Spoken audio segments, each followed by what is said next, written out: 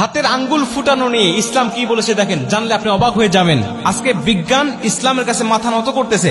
ইসলাম যা বলেছে 1450 বছর আগে, বর্তমান বিজ্ঞানরা তা গবেষণা করে বলছে হ্যাঁ ইসলামই সত্য বলেছে। নবীজি সাল্লাল্লাহু আলাইহি ওয়াসাল্লাম প্রথমত নামাজের সময় আঙ্গুল ফুটাতে নিষেধ করেছেন, যে তোমরা মসজিদে গিয়ে বা নামাজের সময় আঙ্গুলটা ফুটাবে না। এবং রাসূল সাল্লাল্লাহু আলাইহি ওয়াসাল্লাম বিভিন্ন সময় সাহাবীদেরকে নিষেধ করেছেন।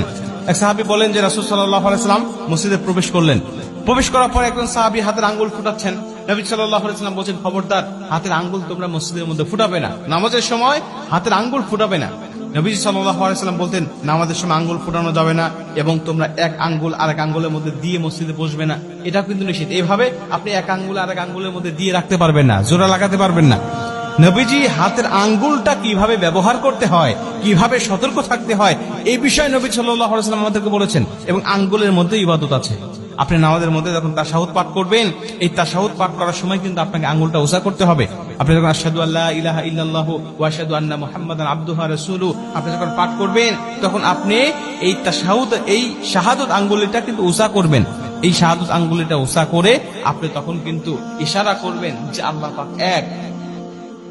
আশহাদু আল্লা ইলাহা ইল্লাল্লাহ, আপনি যখন মুখ দিয়ে বলছেন যে আল্লাহ পাক এক, আমি সাক্ষ্য দিচ্ছি, ঠিক তেমনি ভাবে আপনি আঙ্গুলটা উঁচা করবেন এবং এভাবে আপনি সাক্ষ্য প্রদান করবেন। তার মানে আঙ্গুলেরও ইবাদত আছে। শুধু তাই নয়, নামাজের মধ্যে আল্লাহ রাসূল সাল্লাল্লাহু আলাইহি ওয়াসাল্লাম বলছেন, যখন তোমরা বসে থাকবে তখন এই আঙ্গুলটা কিন্তু কিবলার দিকে থাকবে এবং সারা সারা অবস্থায় থাকবে, একটু ফাঁকা ফাঁকা অবস্থায় থাকবে। যখন তোমরা সেজদায় যাবে তখনও কিন্তু আঙ্গুলগুলো কিবলার দিকেই থাকবে, এবং এটাকে তোমরা জোড়া লাগিয়ে ফেলবে, একেবারে একসাথে হাতের আঙ্গুলগুলো একটা আরেকটার সাথে লেগে থাকবে এই সেজদা যাওয়া অবস্থায়। কিন্তু বসা অবস্থায় এগুলো সারা সারা অবস্থায় রেখে দিবে। তারপরে নবীজি মসজিদের মধ্যে আল্লাহ রাসূল কিভাবে আঙ্গুলের ব্যবহার করতে হবে, আঙ্গুল দিয়ে ইবাদত করতে হবে, নবীজি সেটাও আমাদেরকে শিখিয়েছেন। বর্তমান বিজ্ঞান বলছে রাসূল সাল্লাল্লাহু আলাইহি ওয়াসাল্লাম হাদিসের মধ্যে, নামাজের মধ্যে, মসজিদের মধ্যে তিনি আঙ্গুল ফোটাতে নিষেধ করেছেন কেন? আমরা গবেষণা করে দেখলাম এবং দেখলাম যে প্রত্যেকটা গিরায় গিরায় আঙ্গুলটা যে ফোটে, যে শব্দটা হয়, এটার মেইন কারণ হলো এখানে কিছু বুদবুদ সৃষ্টি হয়। এটা যখন ফোটানো হয় তখন এটা ফেটে যায়, ফেটে যাওয়ার কারণে এই শব্দটা হয়।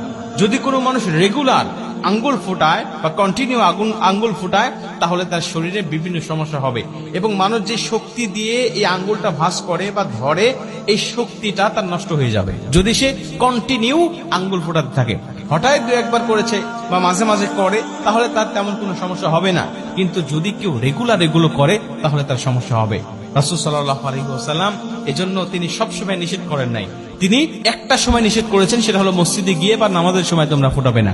কারণ এইটুকু সময় যদি তোমরা বিরত থাকতে পারো, তাহলে হয়তো তোমরা সেই সমস্যার সম্মুখীন হবে না। কিন্তু তোমরা